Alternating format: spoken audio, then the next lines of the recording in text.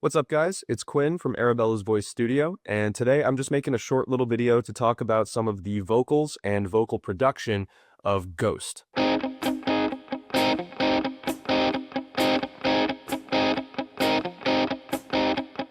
the song I'm going to be looking at today is called Ritual. It's off of their 2010 album, Opus Eponymous. And off the bat, there are some things that really stand out to me about the vocal production on this record and similarly a lot of their later discography. Just taking a little listen to verse 1 of the song, you'll kind of hear what I'm talking about. Tonight we've summoned for a deal. From the production side of things, you'll notice a very kind of ethereal reverb and delay put over the entire performance. This is a stylistic thing that Ghost will use time and time again. It gives a very kind of ghostly vibe to the whole performance. In addition to all of those different post-production effects added, if you listen closely, you'll notice there's a double. So he's recorded that lead track twice. I'm having a hard time telling if it's fully panned left and right with one take on one side and one take on the other. I'm pretty sure they're both dead center though. So pretty much two versions of the exact same vocal part overlapping. Now, anytime you do this, there's going to be some very slight variations in your pitch from one take to another, unless you're an absolute machine, but nobody is. And that kind of also adds to the kind of otherworldly, eerie sound of it. You'll notice some of his consonants at the starts and ends of words kind of slide into each other. They don't quite overlap perfectly, which again kind of gives this inhuman vibe to the whole performance. I'm going to play this verse one more time. Tonight we've summoned for a divine cause. Remembrance no, but for the future lost. Yeah, so you can hear that kind of offset of the two different vocal takes. Moving on to the chorus, we get this lovely harmony in the back end of it. I'll play that for you right now. So that's actually a very simple harmony and something that's written into a lot of songs, popular songs, going back for decades and decades and decades. But it's just a third above the melody. A super simple, super impactful. Having that third in there, the third being, if you were to go up the scale, do, re, mi. If the melody note is do, then the harmony would be singing mi on top of it. It really outlines the chord quality. That is the note in any chord that tells you what the quality of it is, major or minor, so on and so forth.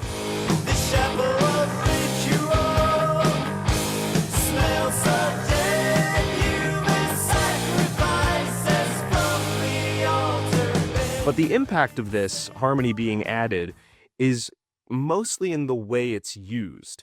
So far, we haven't heard any harmonies so far in the song. It's been just that melody line, admittedly with the double, but still presenting musically as one voice. And now all of a sudden, the melody starts climbing up, and that harmony gets added even further above it, so that it starts giving the listener this sense of growth, of rising in the music.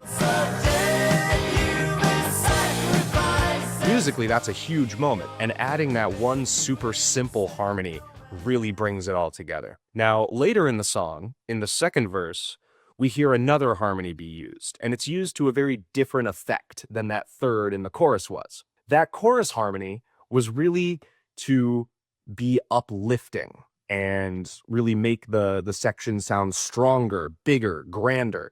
This harmony is used in almost the exact opposite way. I'll play it for you right now. This is the second verse. Now a fallen angel vexed was banished from the sky. Recite now from the text, pray for all to die.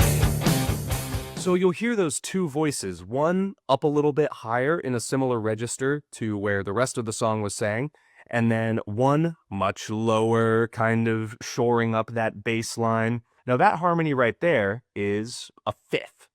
it's a little further apart than that first harmony that we heard in the chorus. And if you're a guitar player, you are more than familiar with this harmony. He's basically singing a power chord for this entire verse.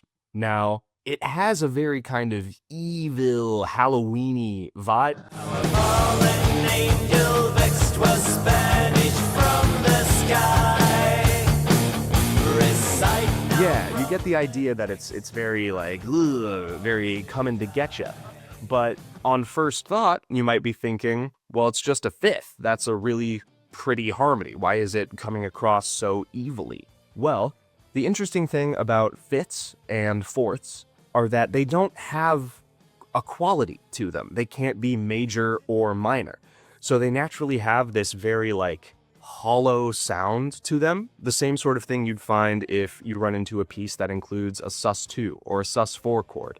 It's pretty and it works as a harmony, but it's not giving you anything. Is it major? Is it minor? I don't know. It just sounds nice and it sounds full and thick, and that's what this is doing.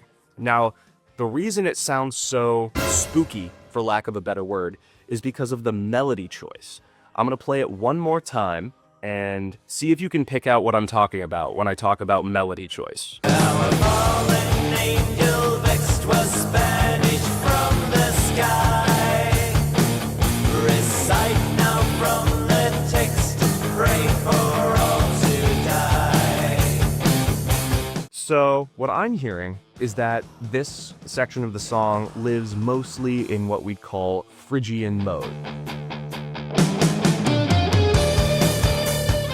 which is a scale where it goes 1, then just a half step up for the second note. Da, da, da. Already very ominous. It really wants to pull back down to that 1, and then a minor third on top of it, which just gives a very dark, haunting energy to it. But then, at the very end of this phrase, Pray for all to die. da, da, da, da, da, he's using the major 7th, which normally wouldn't be included in that scale. The effect that that gives is kind of giving you this group of 3 notes, all extremely close to each other. Da, da, da, da, da.